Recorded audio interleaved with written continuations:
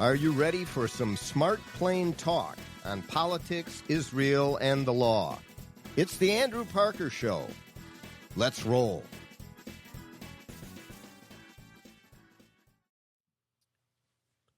Welcome to another episode of the Andrew Parker Show. Thank you very much for joining us. As each episode we talk politics, Israel, and the law. We've been doing it for coming on 10 years. Yes, indeed. Dating back to latter part of 2016. And boy, more recently, there has been there's never been a dearth of topics for discussion for sure. We've had some of the best guests on any podcast anywhere. Frankly, really some outstanding guests. But of late, the topics, the discussion, just an avalanche of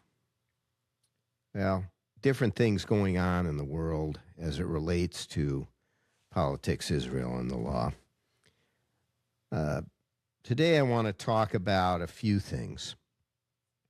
First and foremost, this negotiation with whoever is in charge in Iran nowadays, whoever it might be.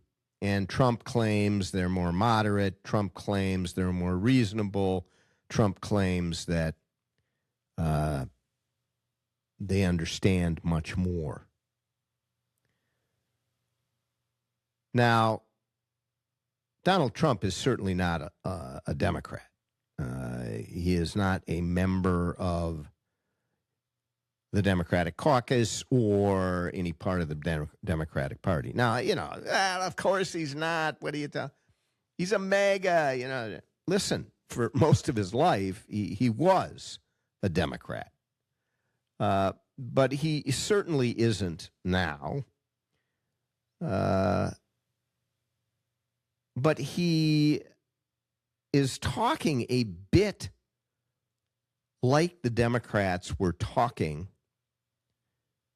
when the JCPOA was entered into with the Iranians, thinking that you can actually do a deal with these people. And the fact of the matter is, you can't do a deal with these people. They are genocidal, suicidal, Islamic radicals, religious zealots who love death as much as we love life, who will not, and in fact, their teachings instruct them not to be honest or tell the truth if it doesn't further their understanding or the teachings of Allah, the Prophet Muhammad. And so there is a concept called taqiyya that not only allows them to lie directly, even in some of the most important of circumstances, like the negotiation of a treaty or the negotiation to end a war. It not only instructs them, it requires them to do so. And so they can sign whatever deal you want them to sign. You can put anything you want on the paper. But you know that they're going to lie, cheat, and steal to get out of that deal if it is not in furtherance of their crazy, radical Islamic ideas, which are only as crazy and hateful as Nazism. That's the comparison. This zealotry again, genocidal, suicidal zealotry to either kill or render as second-class citizens, not citizens, second-class people, humans, all infidels, all who do not believe as they do. You've got all these people marching in the streets in support of Iran, in support of radical Islamic and Islamist ideas. They don't have a clue what those are. Most of those people marching would be strung up by the Iranian regime, both the current one and the previous one. And would be butchered or tortured while they were being killed. So you can't believe them. You can't do a deal that you can expect them to follow. They did not follow the JCPOA, as good a deal as it was for them. They took the billions and billions of dollars, and they used it to prop up and support tens of thousands, well over 100,000 missiles aimed at Israel, provided in large part by the Iranians to Hezbollah, which are now being dismantled by the Israelis. And, of course, the world is all up in arms over Israel defending itself. God forbid, Israel should not be defending itself. No, no. These missiles that Hezbollah was allowed by Syria, yes, indeed, not anymore because they don't have the government that they had, but for many, many years, since 2006, allowed to rearm right on the border of Israel. Israel's not going to allow that again. That isn't going to happen. Israel is no longer going to take its direction from the UN or from the European Union, who doesn't care if missiles are launched against cities, kibbutzim, towns and cities within Israel.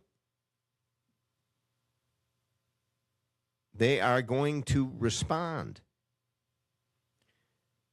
And so as it relates to the Iranian regime that we are trying to negotiate a ceasefire, a peace deal, I guess. The ceasefire is already in place. It's a peace deal. There isn't a negotiated deal that can be had because, number one, they will not follow it. Number two, ultimately, they likely won't agree to what would be necessary for such a deal. But the fact that they will never follow it means that it is not a peace deal. It is a war deal because it will lead to war. Maybe next year, maybe in 5 years, maybe in 10 years, but it will lead to war.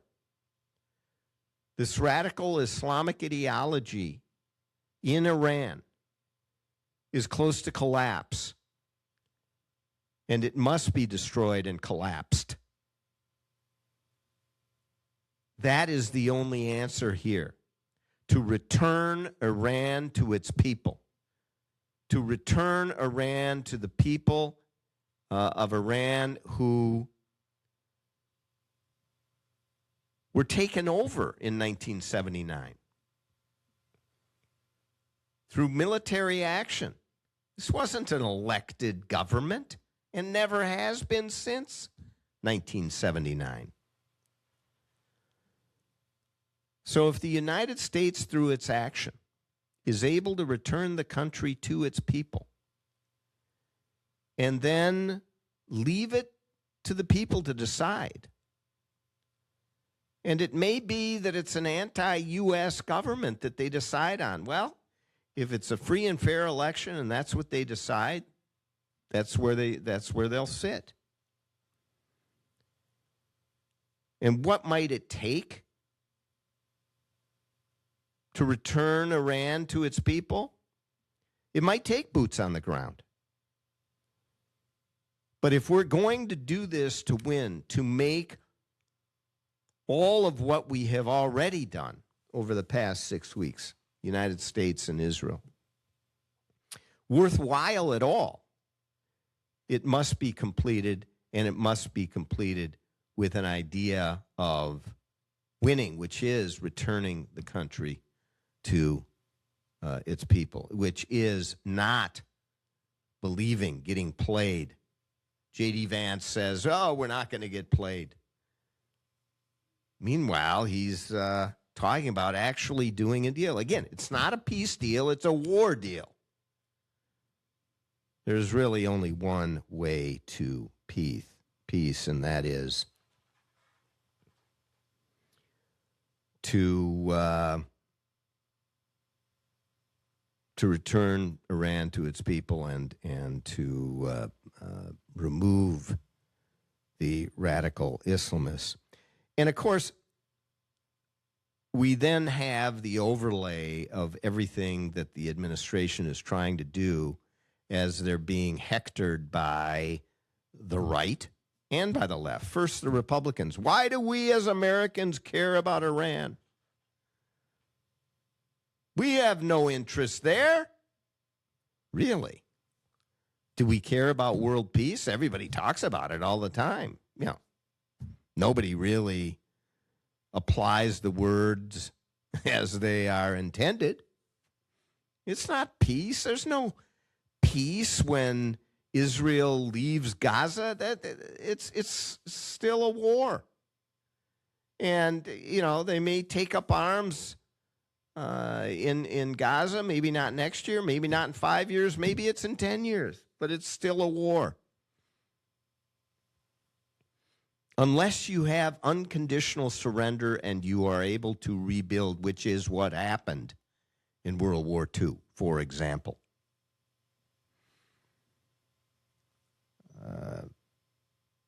And by the way, there is a real chance, if there is unconditional surrender, if we take action across the finish line of victory, there is a real chance. Syria is no longer as it was. There may well be a peace deal at some point with Israel. Lebanon is now talking about a peace deal. We have to get Iran out of Lebanon. What I'm talking about is Hezbollah, the proxy of Iran. That needs to be destroyed fully. And the whole world should support Israel in what it is doing. Not just the Lebanese government, though the Lebanese government and Israel together should be fighting Hezbollah. And hopefully that'll be the agreement that is reached. You get rid of Hezbollah and the Lebanese people can take their country back. And with Syria in a completely different place than it was, and Lebanon, that is a game changer. Along with Iran, then Saudi Arabia will make a deal, sign a peace treaty with Israel, Abraham Accords. Now you're going to start to get all of these countries together. That is if we take action to win. And it may take boots on the ground. Yes, there is a price for peace. There is a price for freedom, for people to feel liberty. But boy, what a difference it will make as we walk toward world peace. That will make a huge difference getting the Middle East region. And we have come so far now to stop. It's like, well, you've almost got the fire put out. A little bit more, you can get it fully extinguished. No, we're going to stop here. And the fire will just smolder, and then it'll blow up at some point in the near future. So do we care about world peace? Well, if you do, then Americans should care about Iran. Do we care about world financial markets? If you do, you should care about Iran and the results that occur and not allowing the fire to smolder. Should we leave Iran in charge of the important strait, in charge of, oil prices up and down, holding the world for ransom? Holding us hostage for ransom. Well, if we care about world financial markets, if we care about economic impacts, then this is definitely a part of an American strategic effort in the interests of America. Because there can be no nuclear weaponry. We know with these Islamists there can't be. And by the way, look at all these groups, and they're all radical Islamic groups who have taken Islam and twisted it into a hateful death spiral. Not just Iran, but certainly at one of the Hydra heads is Iran, the Muslim Brotherhood, Hezbollah, Hamas, the Houthis, all proxies and a part of it. ISIS, remember them? Al-Qaeda, remember them? The PLO, Palestinian Liberation Organization, the IRGC, this organization that now is running roughshod. The PFLP, I wonder if you remember the People's Front for the Liberation of Palestine. Islamic Jihad, Al-Shabaab, they're all different offshoots of this Islamist ideology of hate, death, and destruction. The closest thing to Nazism as you can find anywhere in the world. Obviously, the tenets of their beliefs come from totally different places. But the ends are often the same.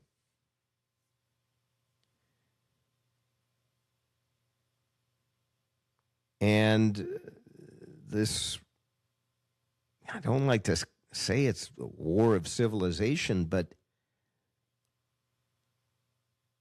that is the war that we're in, whether we want to be or not. They have decided it is a war that they will not end until they win.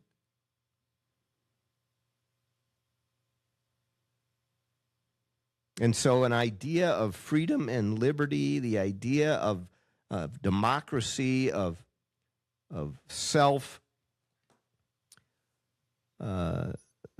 decision-making, of having the ability to be the best you can be, and to believe what you wish to believe, just so you're not hurting others.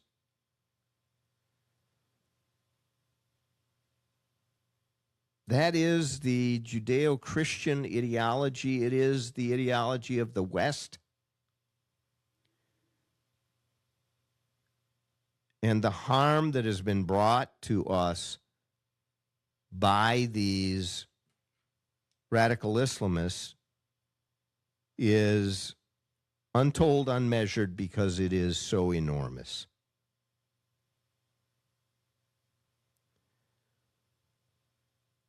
So I talked about the Republicans who, are opposed to action in the Middle East. Why do we as Americans care? Said why we care. The Democrats on the other side, even more problematic, frankly. Because they believe in things like the JCPOA. They believe in giving billions of dollars thinking that these radical Islamists are going to come into the Organization of Nations and be a part of the quote-unquote civilized world. They haven't, they won't. They don't even try to disguise it. They haven't and they won't. And when back to the wall and they start to act like, okay, we'll adjust, we'll reform, it's just a pack of lies. And that's all it is. And of course, as is usual, they start to say this is all because of the Jews.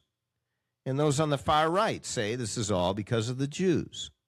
And now those in the Democratic Party, and they're not just on the far left, they have now seeped into the moderate middle.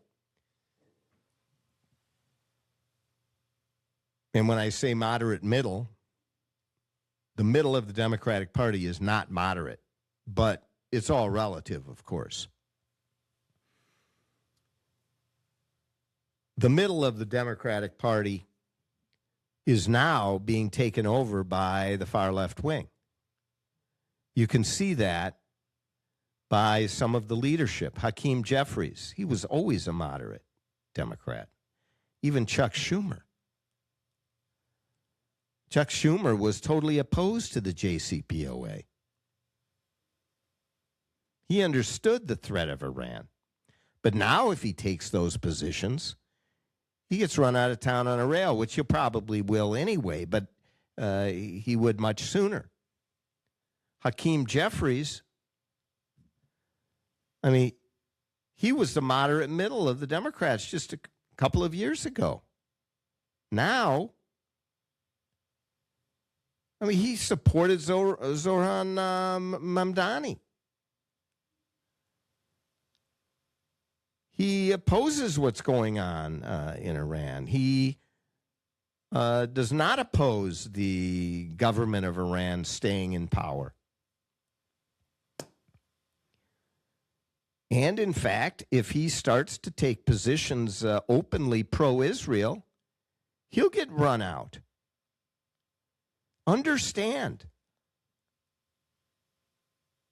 that Jew hatred and Israel hatred, treating Israel totally different with a different set of criteria to hold them up against, is now a regular response within the Democratic Party. It is an open response, not hidden, not in the shadows, not quietly spoken, but openly spoken. And if you don't believe me, just go to many fundraisers for what were one-time moderate Democrats, and you wouldn't even recognize what's coming out of their mouths, because they know they will get primaried and lose if they do not toe the party line. That's how dangerous it has become in the Democratic Party for Jews. And I just don't understand how anyone can continue to vote for Democrats who are Jewish. That is how anyone who's Jewish can vote for the Democratic Party, because it has been taken over, not just by the far left wing, as you might compare it to the far right wing. That's the stage we're in now. It's not true, but the comparison. I was just in a debate on LinkedIn with an old friend who I used to practice law with years and years ago, as I was commenting on how much of what we face today lays at the feet of the Democratic Party, and we need to stand up and resurrect and save the liberal party of this country, because it is sliding into the abyss fast. And he was saying, well, what about the Republicans? What about the far right-wingers, the crazies, Tucker Carlson, Candace Owens? I said, yeah, This is a problem. But it's years behind where the Democrats are. It just is. The open anti-Semitic debate and discussion in the name of having a big tent. Anything goes, any discussion goes. Anyone who wants to speak out, like this Hassan, what's his name, Picker? I don't know. I think I'll have to look that up. Hassan Pikur. What has he got? He's got a podcast, or he was invited on a couple of the big podcasts, and he just blatantly shouts to whoever will listen that Jews are the most evil on earth. They should be wiped out. The state of Israel should be carpet bombed. The Jews and Israelis are far worse than Hamas would ever be. I mean, it's outrageous. It's disgusting. And he is given a voice in the Democratic Party. That message has been given a voice in the Democratic Party. And so how many years from now before it is equivalent to, on the flip side of the coin, but equivalent to the open Nazi, Hitler-esque speeches like given in Munich in the 1930s? It is scary. I don't say these things just to alarm and embellish, exaggerate, overstate, to create some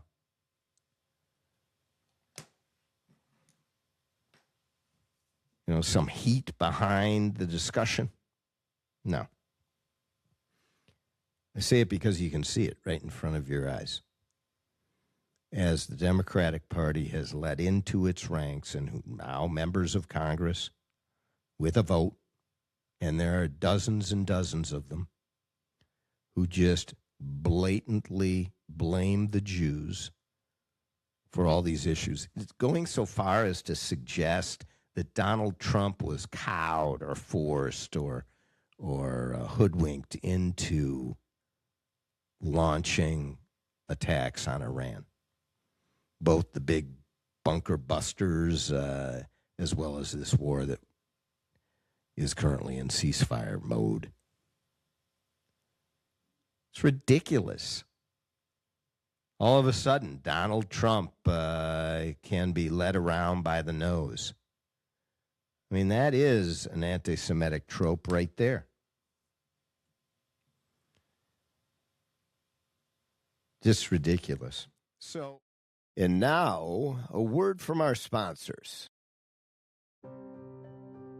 Are you a business owner? Are you losing sleep because you feel your partner isn't carrying their weight, or because you no longer share the same vision or values? Are you no longer comfortable going into your own office? Are you walking on eggshells in the company you built? This is Chris Daniels, founding partner of Parker Daniels Keyboard LLC, a premier litigation law firm headquartered in downtown Minneapolis. For more than 30 years, I've specialized in business litigation and have helped hundreds of business owners resolve troubling business disputes. As a former certified public accountant, I get to the heart of the dispute, including financial issues. Business divorce can be messy, time-consuming, and costly, but doing nothing can cost you a lot more. Not just money, but emotionally, physically, and in your personal life. If you and your business partner no longer see eye to eye and you're eager to take a proactive approach and make a change, please call me at 612-355-4100 and schedule a consultation. Or visit our website at www.parkerdk.com. Looking to reduce your tax liability and grow your portfolio? Consider Texas-based Texacoma Resources. They have been delivering results for over 40 years in energy investments. Investors may benefit with strategic advantages like depreciation, depletion, and drilling, but should consult their tax advisors for their specific situation. Call True North Investment at 612-968-3442 to learn more. That's True North Investment, 612-968-3442. Texacoma Energy that works for you.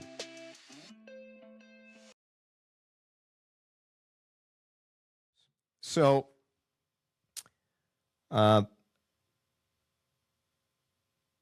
what is it that we are doing with all of these Islamist groups who murder Christians around the world, who murder Jews as they did on October 7th, as they did years ago with, and haven't changed on iota, with Daniel Pearl? Remember when his last words, I am Jewish, my parents are Jewish, I am Jewish, and they macheted his head. Horrific. And it is that kind of genocidal conduct, that type of hate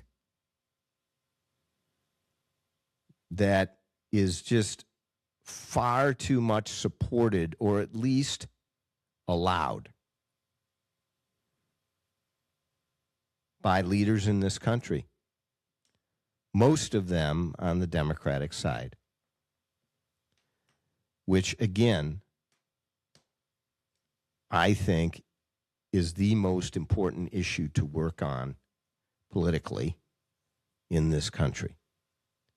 We need a liberal party in this country that is not a hateful party against Jewish people or any other group, unless they are a group of criminals, unless they are a group of seditious, treasonous criminals who want to overthrow the government in the United States, who want to rewrite the Constitution of the United States. Oh, it's Donald Trump that's rewriting the Constitution. Well, no, really? You know, just this week, the Pope came out with some statements about U.S. policy, foreign policy, and about Donald Trump more particularly. But also, and more so in response, Cardinal Timothy Dolan had a few thoughts. And I wanted to share these with you because they are fairly clear-minded and worthy of consideration, at least.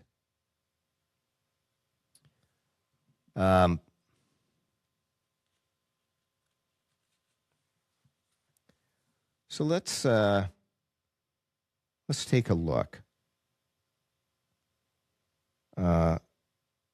He's not in agreement with the Pope in his criticism in the Pope's criticism of President Trump.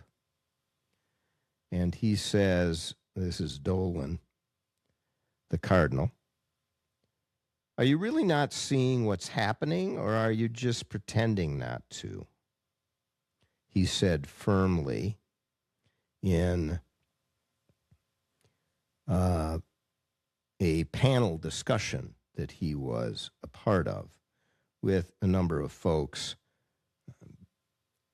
opposing the war, as, you know, many oppose any war, no matter what. So if someone's got a gun to your head, no war, you know, you need to take the bullet, apparently. But war is never appropriate.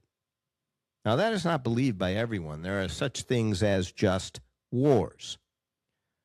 And I believe, and I've been talking about the fact that this war is a just war, a war to bring about peace in our time, to bring about world peace, to bring about justice.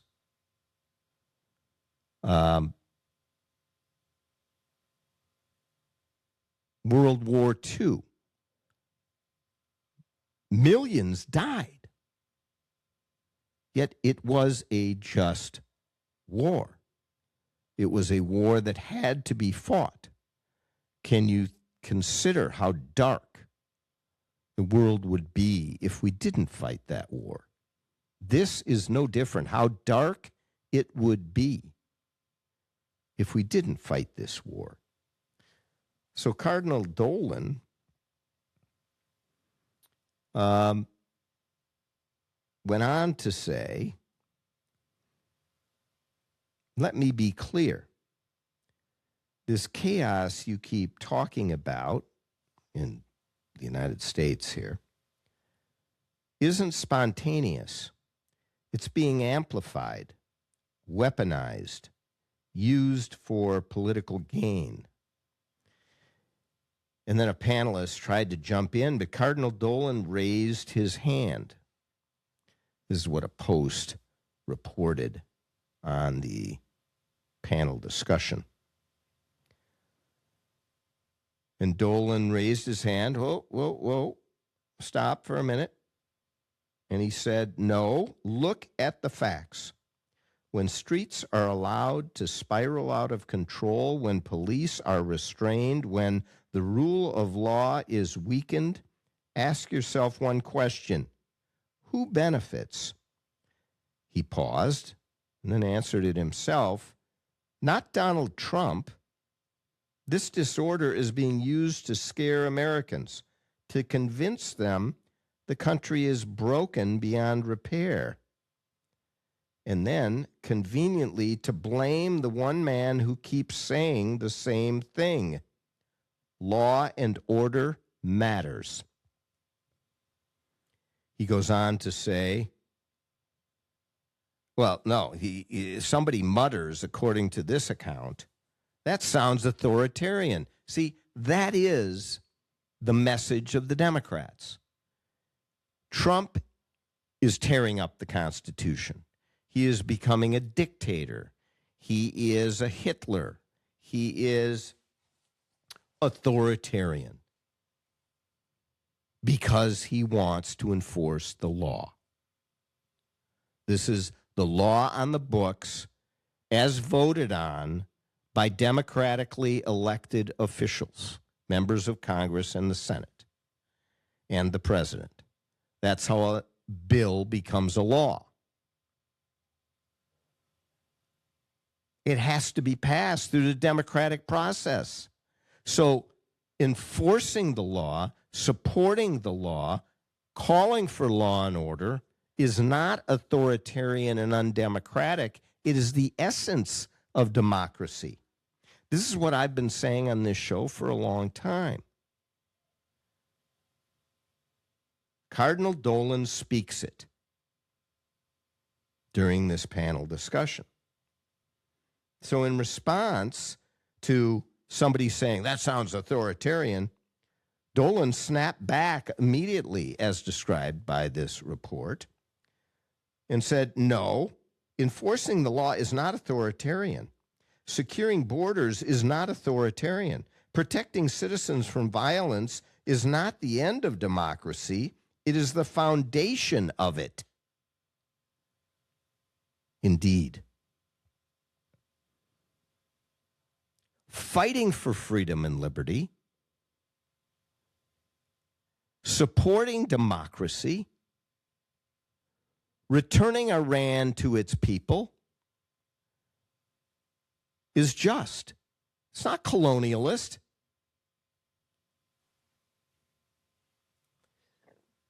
And we'll talk in a minute about the fact that Israel is not colonialist. The Cardinal went on, the real game here is convincing Americans that demanding order is dangerous while celebrating chaos as progress. And that is what has become of the Democratic Party.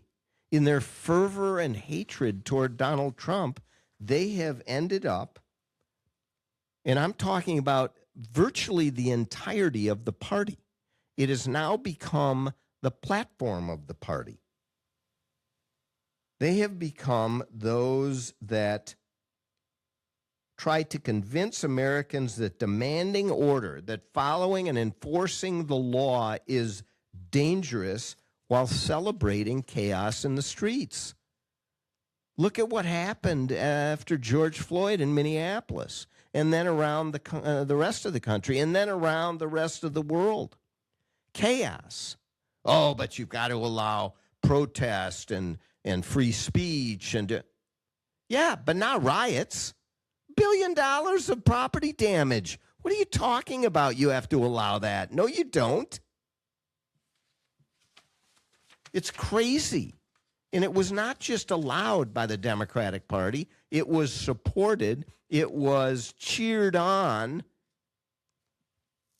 like a mob scene.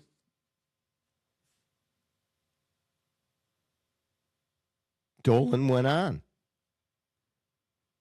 Donald Trump isn't trying to cancel elections. He's trying to defend the voices that the political and media elites ignore. The people who just want a safe country and a fair system. Now, you can disagree with what he thinks is fair. That's fine. That's what debates are for. That's what a democracy does. But you don't go and weaponize the Justice Department or other prosecutors to start bringing people in, locking them up.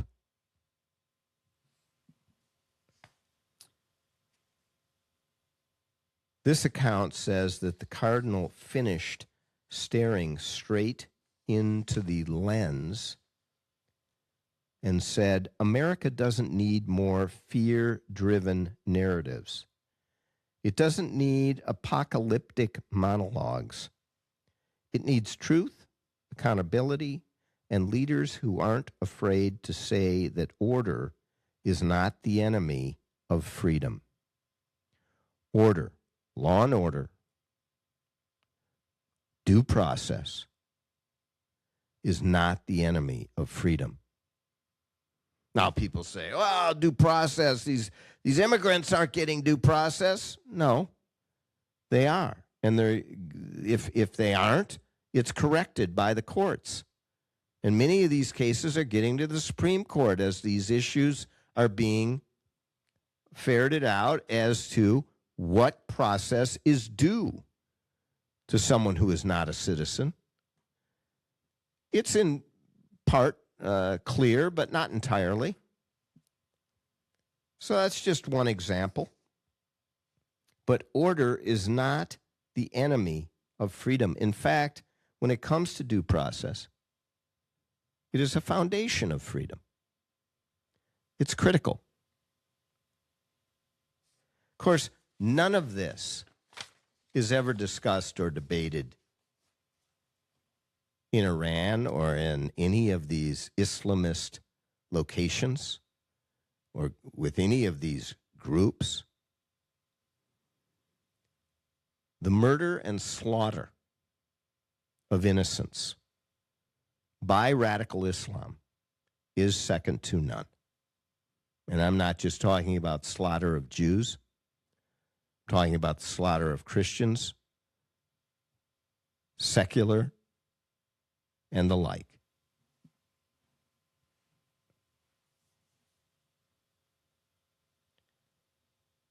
So let's talk for a minute about Israel.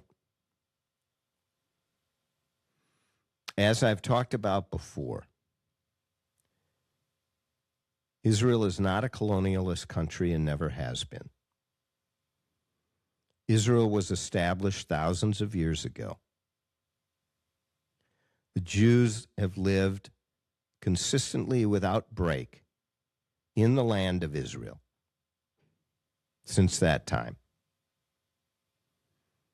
It was more recently reestablished, the state of Israel, in the same location it had been. Because of wars, because of military powers taking over the state of Israel, the Jews were exiled, came back, but again, they always had a presence there. But it was not their country as it had been until it was reestablished. This is they are the indigenous, we are the indigenous people of that land. This is not colonialist. And it is a blatant lie and a blood libel to suggest that it is. Native Americans here in the United States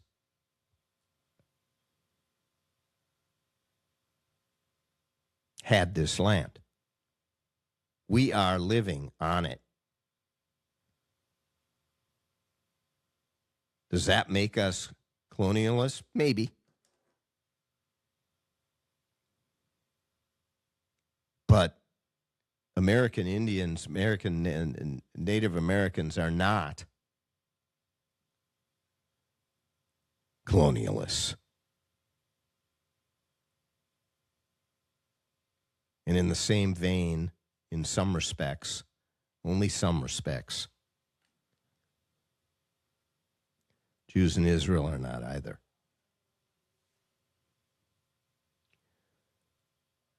And while the land of Israel, and I'm talking about all of it,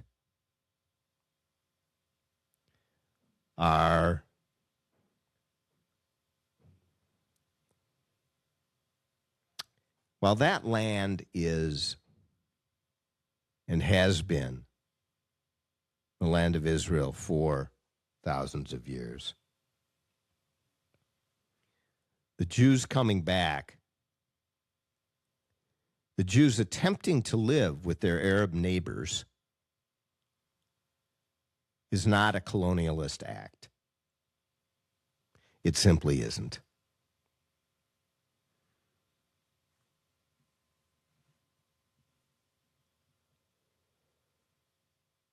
Nonetheless, the Jews have offered time and time again, maybe to their geopolitical detriment,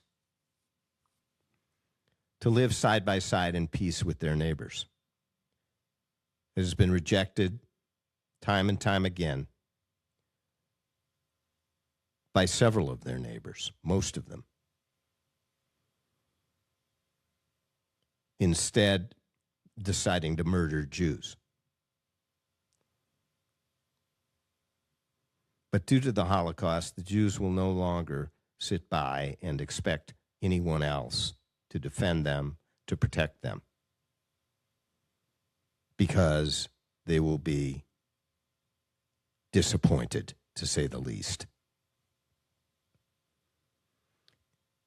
Western Europe isn't going to defend or protect at all, even though they have massive blood on their hands. Certainly the communist countries are not going to. Most of the countries in Africa aren't going to. And is the United States? Well, many here say, absolutely, we have been spending so much of our money and time and energy and blood and treasure protecting the Jews in Israel. It's wrong. We shouldn't be doing it. Well, setting aside the greatness of the country of Israel, the unbelievable engine of innovation, of economic excellence, of technology, of making the world better, and of attempting to live in peace, but also defending itself against the hatred, the mass murderer that occurs and has occurred time and time again. The onslaught of war upon war upon war against the Jewish nation. Having to deal with that time and time again results in a mentality of defense, of defending oneself.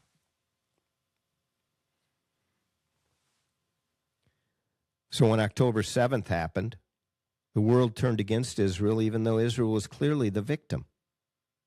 Horrific. And the world continues to be against Israel, even though it is the victim, despite the fact that Israel fought back in a just manner.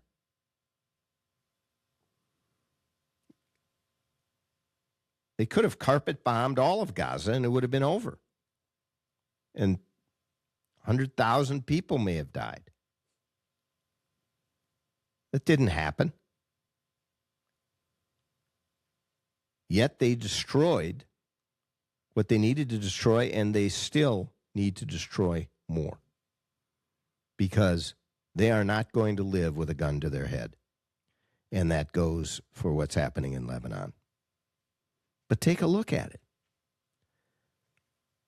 The Syrian government has changed. The Lebanese government now is talking with Israel. Happened today. I mean, it's amazing. And it could result in peace between the two countries so long as Hezbollah is either destroyed or allows it or folds up and leaves. One of those things has to happen. Could be a very big deal. And Israel sat down with open arms, happily to discuss it. By the way, once these deals with the various Arab countries are made, if they are made, the Palestinian issue will become a much easier issue to resolve.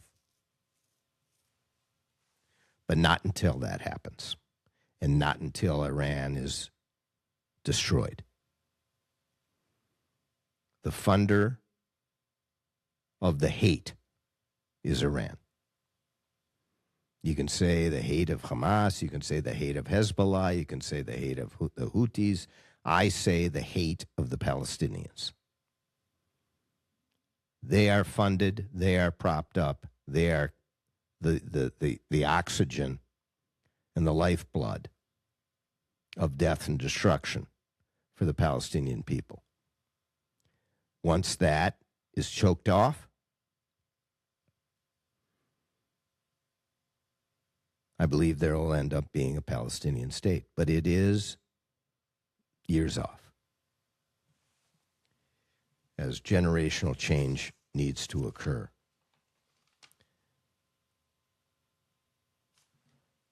Well, you know, it's a very dangerous time. It's a difficult time. I am hopeful that President Trump knows what he's doing. I am fearful that he doesn't. I am fearful that he, because of the politics of the situation, will not do what is needed to be done as we sit here. And the opportunity that we have, snatching defeat from the jaws of victory, is a real possibility, and what a negative possibility it would be, sadly. But hopefully he will not bow to the hue and cry and loud voices that he hears, both in his administration, but but also in his party on the right, particularly the far right. Hopefully he won't. We shall see. And we know for sure that, if he weren't in office, it would be far worse. And we would be nowhere near where we are today, which is much closer to a real peace than we have been for many, many decades. Thank you very much for joining me today on the Andrew Parker Show, and I hope you'll listen to upcoming episodes as I'm going to talk about the big tent, Democrats and Republicans. What does the big tent mean to each of the political parties in the United States? And then I also am going to have an upcoming episode on government failure. And then on a little bit lighter note, I'm going to be talking to Clark Griffith coming up. One-time owner, his family owned the Minnesota Twins. And every April, as baseball gets into full swing, we have Clark in to talk about baseball. He's one of the sharpest baseball minds anywhere. And that has been repeated by many. So he'll be with us on the Andrew Parker Show. I hope you will join us then. And until then, go to theandrewparkershow.com, subscribe, follow us, like the show. You can get it anywhere, any social media platform that is your favorite. Put in my name, Andrew Parker. It'll pop up, I think, pretty quickly. Until then, be kind to your neighbor. For more Smart Plain Talk, go to theandrewparkershow.com. Learn about all of your listening and viewing options. And remember, all the great things are simple, and many can be expressed in a single word: freedom, justice, honor, duty, mercy, hope.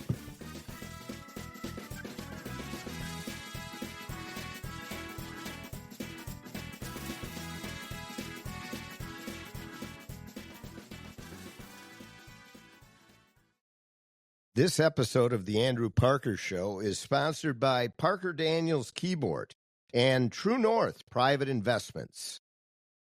Mark Twain once quipped, "A lie can travel halfway around the world while the truth is still putting on its shoes. When you are lied about and it spreads, the resulting mayhem and destruction can be, and often is, disastrous." Hi, this is Andrew Parker, co-founder of the Parker Daniels Keyboard Law Firm. I recently handled a high-profile defamation lawsuit on behalf of a luxury home real estate agent whose business was decimated by falsehoods spread about him. After nearly 2 years of litigation and 2 weeks of trial, the jury came back with a verdict of more than $2 million for our client.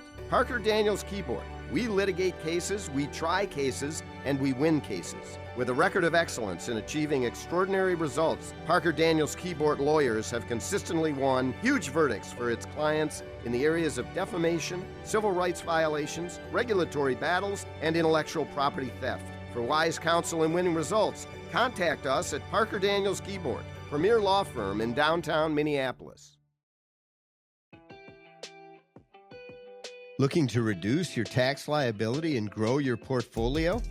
Consider Texas-based Texacoma Resources. They have been delivering results for over 40 years in energy investments. Investors may benefit with strategic advantages like depreciation, depletion, and drilling, but should consult their tax advisors for their specific situation. Call True North Investment at 612-968-3442 to learn more.